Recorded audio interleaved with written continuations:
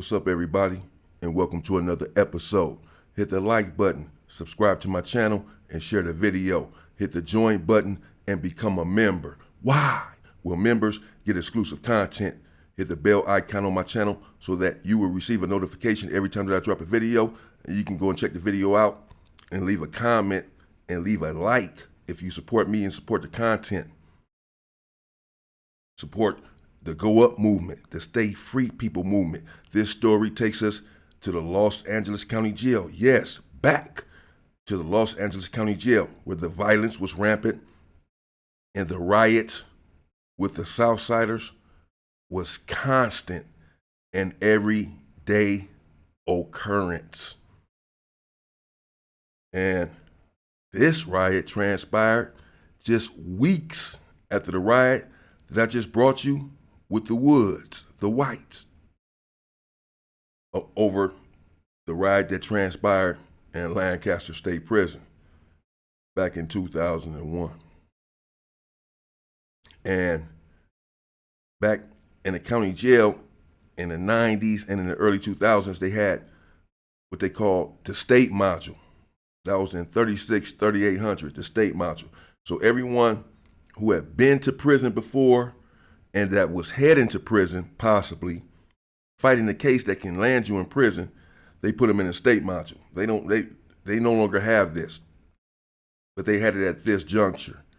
And so that's important because the mindset of the people in this module is penitentiary minded.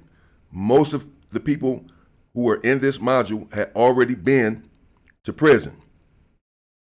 And for those who had not, the few that had not been to prison, they were on their way. And if you came from prison to fight a different court case or on appeal for the case that you were on, they would put you in the state module if you came from prison. So everything that had to do with prison, they put you in the state module, 3800. So a lot of the dudes in there, Southsiders and blacks, are familiar with prison politics, familiar with how it goes. And they're military minded and penitentiary minded. There was a young homie there from Watts. He was a Damu from Watts, a blood. And one time he came back from visiting. Now again, the visiting in the county jail is behind the glass. So you cannot touch your visitor in any way. It's impossible. It's behind the glass. And he came back from visiting swearing up and down that his own homeboy was eyeing his girl there in the visiting area. He said, man, this dude kept looking at my girl, disrespecting me, bro. Now, he's talking like he has Beyonce out there, like he has a real fly girl.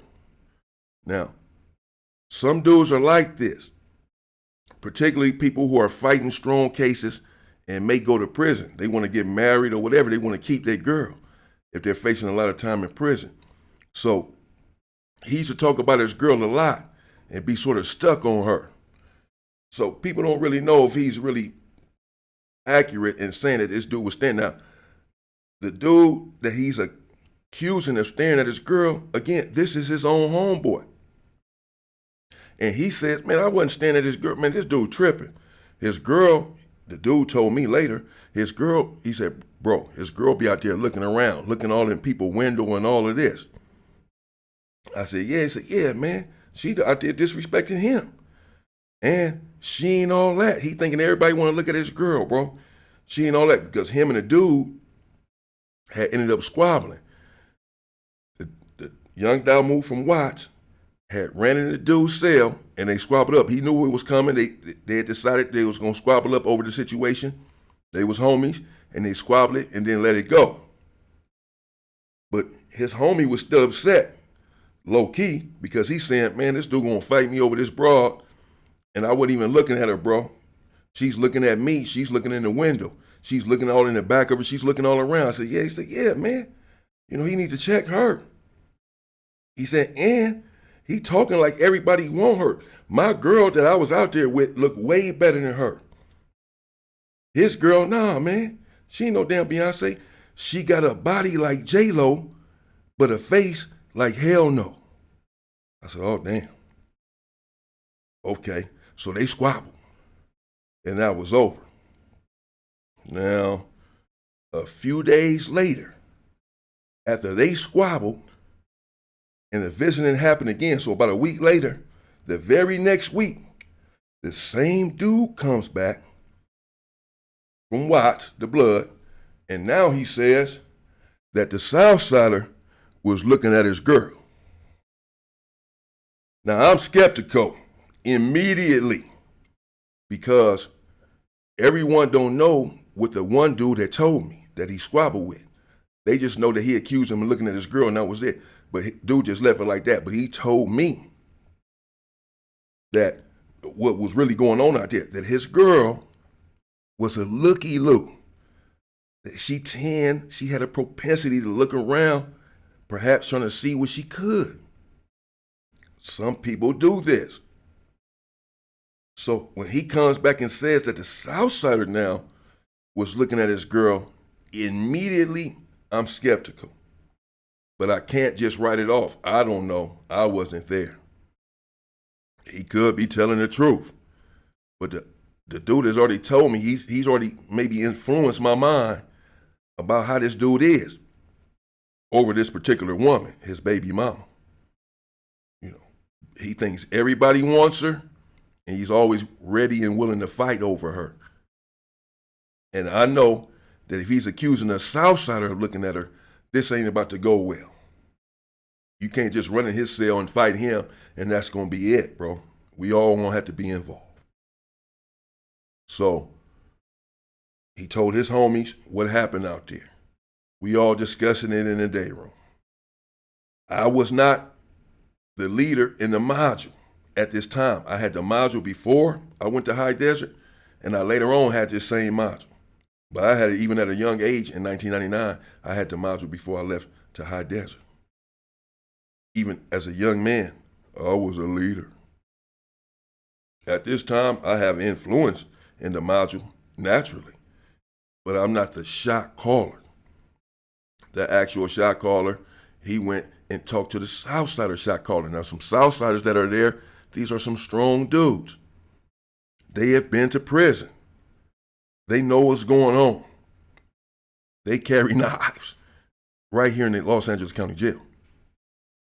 So I already know if they don't agree with what the black dude is saying, this probably ain't gonna end well.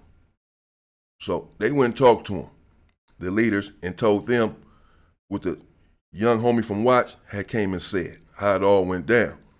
They talked to their people and then came back and talked to the black shot caller and gave their side and said, no, he said that his girl was looking in his window. And he was looking at her like, what you looking in the window for? The Southsider was looking at his girl like, man, get her out of here, because he got his own wife out there. And I guess they were sitting right next to each other. And when she came in, instead of just sitting down next to her dude, the Southsider say, she like look all up in his window, then sit down. Something similar to what the black dude has said, though. That's what the black dude that's what he had told me. He didn't tell everybody else that's what he told me. So finally, when we all meet up to talk about this, because the Southsiders saying, you know, basically off the dribble, they ain't finna do nothing to the boy, because they believe what their people saying, that he didn't do nothing.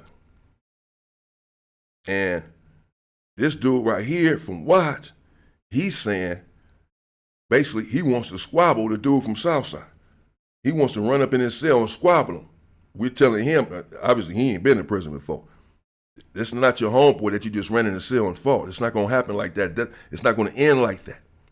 You're not going to be able to just run it. You can't fight another race head up, bro, and that's it. It's going to be a riot. So, no, that's not going to happen. So everybody's now grouping up saying, well, what to do? Who do we believe? So I told the dude, I'll put him to the side, though, the dude homeboy that he had to fight with, and I told him, tell the blacks what you told me, bro. You know, that his girl be out there looking around and all that. Now, that doesn't mean that that's what happened in this situation. He could be telling the truth about the Southsider. but we need to take everything into account. So he said, okay. And so we met up and he told the blacks. And then dude was like, nah, bro, you was looking at my girl. He's like, nah, man, your girl was looking in the window and you think everybody trying to look at your girl, bro. You know what I'm saying? I ain't saying that that's what happened in this case, but everybody should know that. So everybody looking at each other now like, oh, man. You know, because we know, man, do we want to go up? We want to have a riot with the Southsiders over this? And he might not be on the up and up. You know, just overprotective, possessive over this broad. And, you know, we about to go up and be stabbing each other over a female that's on the street, about to be somewhere with her feet kicked up, you know, watching Power. And we in here rioting over her. Man, hell no. So I'm hesitant and I'm skeptical over this whole story, man. I am. You know, but I want to support my people as well. He could be telling the truth. I don't know. I wasn't there. I'm just taking everything into account. And we all are. So finally he speaks up. He said, bro, I swear to God, man, the Mexican was looking at my girl, bro. I asked him right there, man, he was sitting right next to him. I told him, man, you disrespected me. And he talking about, nah, man, your girl was looking in the window. And he's smirking and all this. I'm telling you, man. So finally, now we're thinking, well, and I'm thinking, the Southsiders are going to attack us at some point because we alerted them to what's going on, that we're having this inner turmoil, that we're having this debate, that we're questioning whether their people crossed the line. And they've already made it explicitly clear they don't believe that he did, and that's that. And their people are saying that the black dude, if anything, is the one that disrespected him.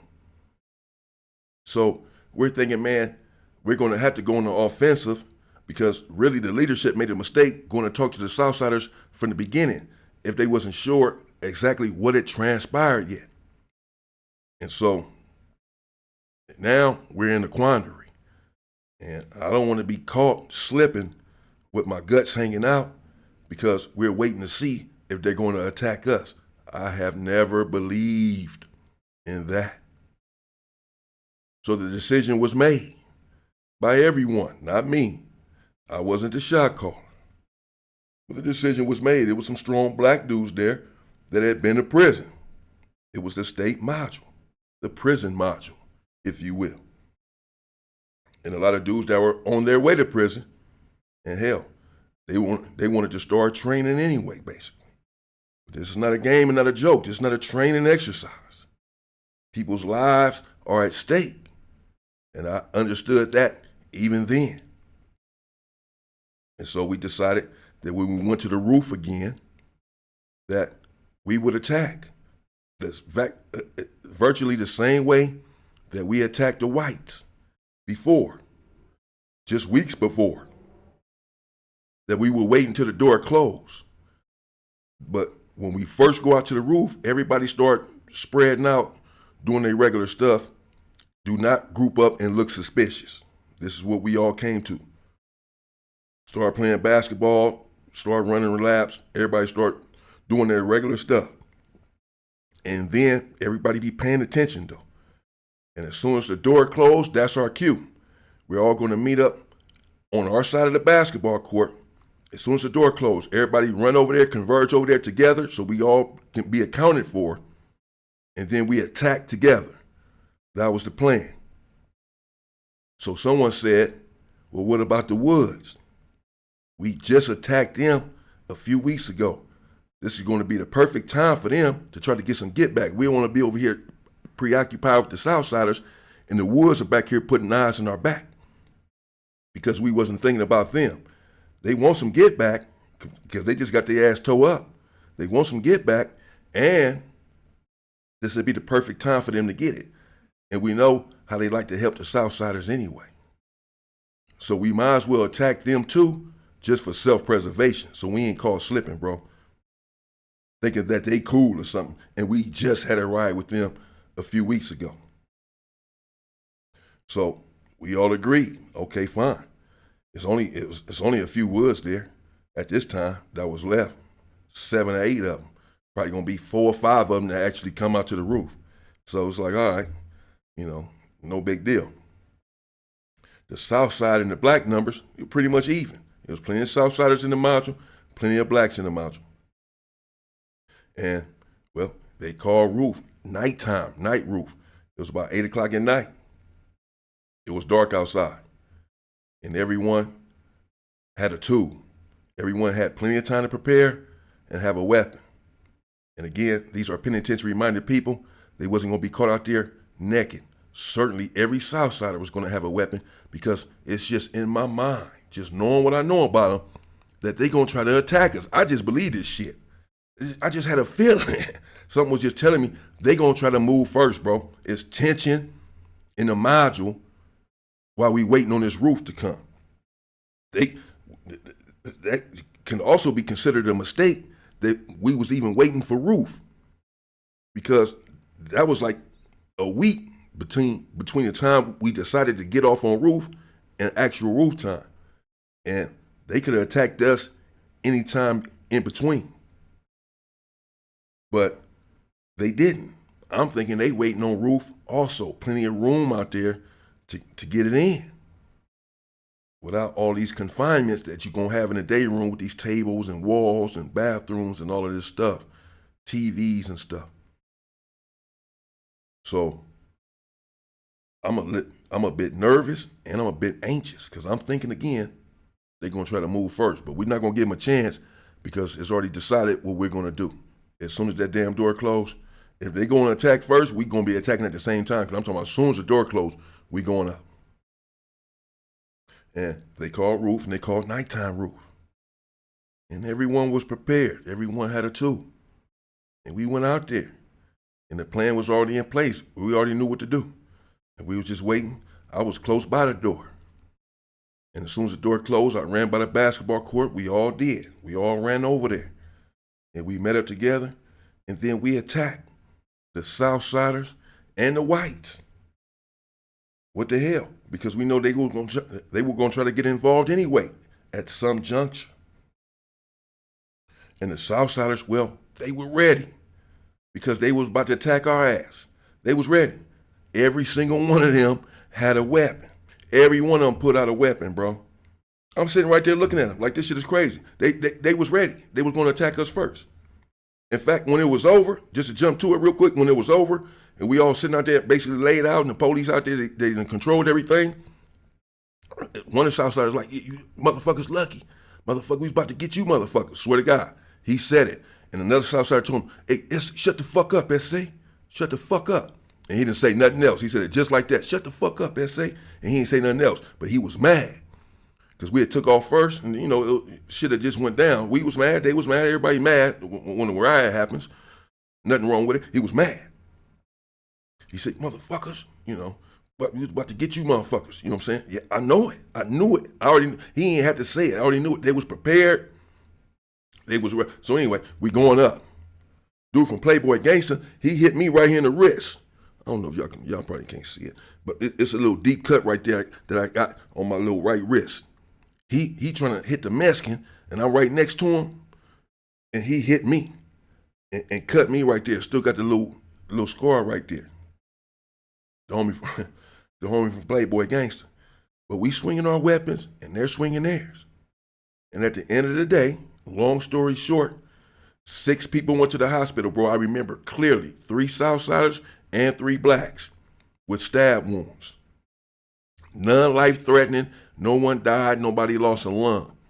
But people got cut up. I even got cut because everyone had a weapon and everybody was swinging it. So, but I know that it was 6 people because the police kept coming by saying, is it over? Can we let y'all off this little lockdown now? It was even, right? 3 of y'all got stabbed, 3 of them got stabbed. Is this shit over with or what? The police kept saying that it was 3-3. Is it good? That's how I know that it was 6 people that got stabbed and went to medical, 3 Southsiders and 3 blacks, because the police kept reiterating that every day. And it was over. We did resolve it. Now, it was a dude from PDL He was pressing the issue. He kept saying, man, I want to go up one more time, bro. I just want to, I know we didn't lose. I don't feel like we lost. It pretty much even with the three. They all had their weapons, bro. We didn't catch them slipping or whatever. They knew it was coming, and we had to deal with the whites too. But for whatever reason, I just want to go up one more time, bro. This is what he's saying. This is what he's telling me. And he told a couple other blacks, like, man, you know what I'm saying? Like, he basically telling me, bro, if you press the issue, he telling me, bro, if you tell the rest of the blacks, if you press the issue, bro, let's go up one more time, they gonna do it. If I say it, they ain't gonna want to do it, bro. But if you say it, they gonna do it. That's why I'm telling you, let's go up one more time. I'm like, nah, man. No, if they saying it's over, and we saying it's over, then this shit is over with. You know what I'm saying? Because, as I said, I didn't like it really from the beginning. It was really, still to this day, as far as I'm concerned, over fake J-Lo. Over this dude's baby mama. He thinking everybody trying to stare at her. People got hurt. Because he thinking everybody trying to stare at this broad. And they swearing up and down that wasn't the case. And we was really backed into a corner after that, having already exposed, essentially, our intentions. Foolishly. But the leadership didn't really know what they was doing. So we was backed into a corner and really had to go on the offensive. But they was ready because they was about to take off on us, bro. Because they had felt disrespected. So that shit was, man, that was one of the stupidest riots, man. But people got hurt in that riot. Or it happened over one of the dumbest reasons. A woman in the visiting area, I don't know. That the other homie said had a proclivity to be checking out other dudes in there.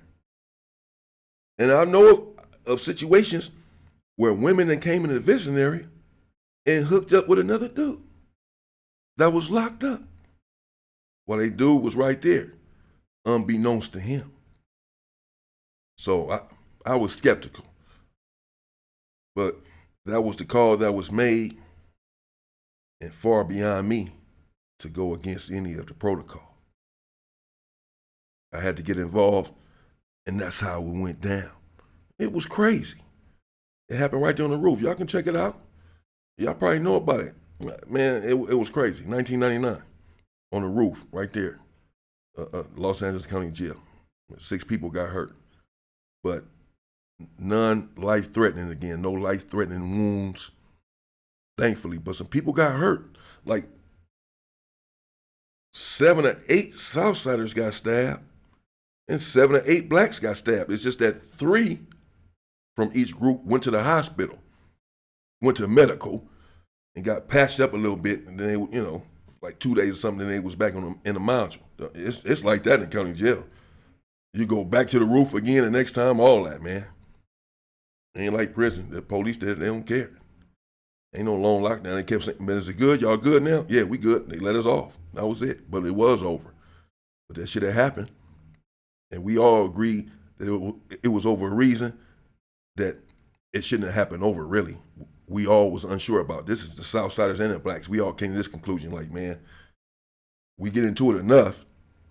Not sure that was a good enough reason for us to be getting into it. So we let it go just into the next riot, because we knew the next one was imminent. But over that situation, that shit had to be over with. His damn baby mama, fake J-Lo. Stay free, people!